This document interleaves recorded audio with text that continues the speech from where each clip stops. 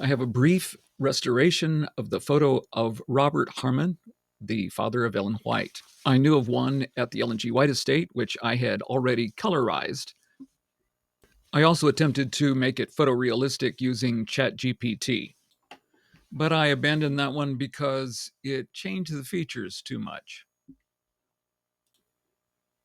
I was going through some pictures on the Ellen G. White estate under the Foss folder, and I found an unidentified picture that looked very familiar.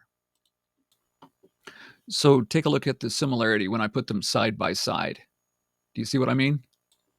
Same ascot, same cane, even same whatever this is under his arm. I turned to ChatGPT to see if it could add some photorealism to the coat that he was wearing. That looked pretty good, but not the face. So I went back to the original image and tried to get it to turn his head. This time I used a program called Krea, and uh, the results were a little bit weird.